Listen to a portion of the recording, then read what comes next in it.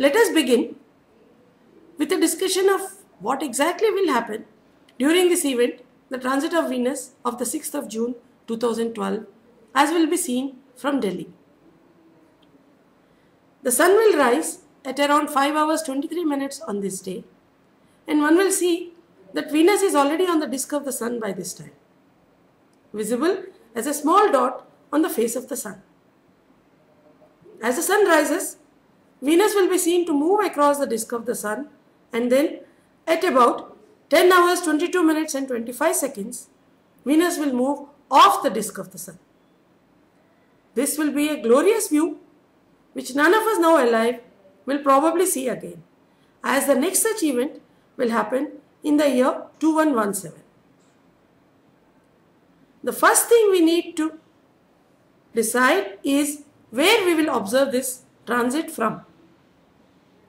It will be important for us to find vantage points from where sunrise will be easily visible and the sun continue to remain visible all through the transit. No building or tree or any other structure should obscure our view of the sun throughout the duration of the transit. To plan our vantage point beforehand, which will be ensuring the visibility of sun throughout the transit, clouds permitting of course, we will need to understand some basic positional astronomy. Let us go on then to the required positional astronomy discussions.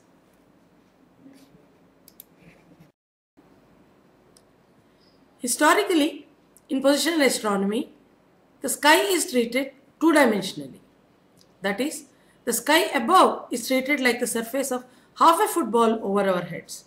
All celestial objects are treated as points or extended objects on this half football.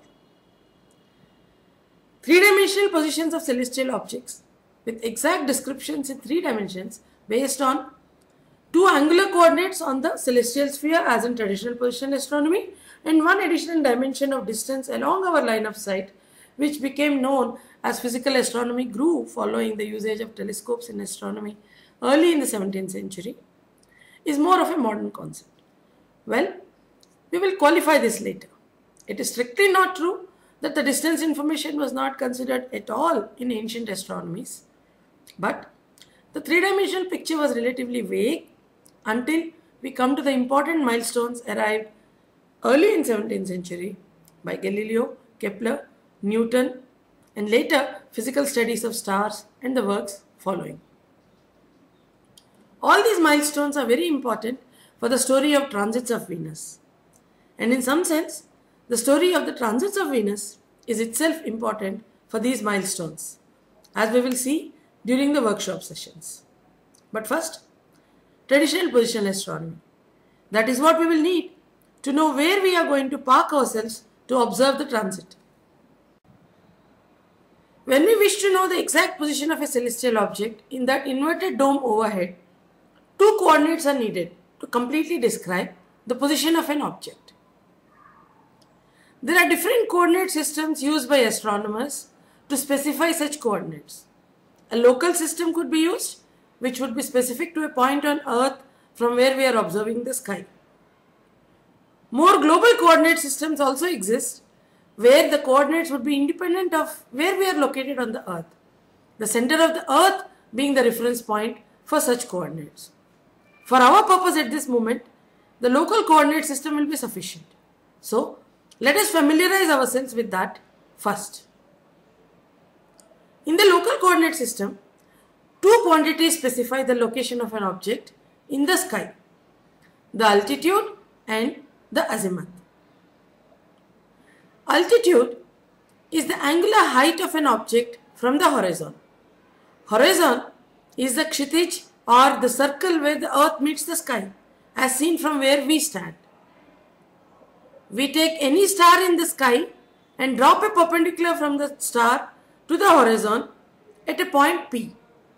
The angle made by the star at our eye with respect to the line joining our feet with the point P is the altitude or the angular height of the star from the horizon. Now, we start from the direction north and move eastwards until we reach the point P, where a perpendicular had been dropped from the star we are observing. The angle swept from the direction north eastwards to the point P is the azimuth. it will be useful to familiarize ourselves with some stars now and measure their altitude and azimuth values and compare notes. Now that we know what azimuth means, let's look at the information related to the view of the transit of Venus as will be seen from Delhi. We have the following information. The sun rises as seen from Delhi at 5:23 am. The azimuth of the sun at this time will be 63.4 degrees. So, we need to station ourselves somewhere from where the horizon at an angle of 63.4 degrees from north due east is clear of trees, buildings or other obstructions. As the sun rises and maximum transit happens, the sun will be at an altitude of 19.6 degrees and at an azimuth of 74.2 degrees. We need to be sure that this part of the sky is not obstructed from where we are going to be. The end of the transit happens at 10:22 am when the sun is at an altitude of 63 degrees and azimuth 95.8 degrees. Presumably, an altitude of 63 degrees should be clear enough of terrestrial obstructions for most locations. We now have a decision made for at least one of our observing sites, the main location where a crowd of people can be accommodated to view the transit comfortably. We may also decide on a few other locations where some of our team members may be posted to image the transit against a heritage monument nearby. We will discuss the location issues for that later.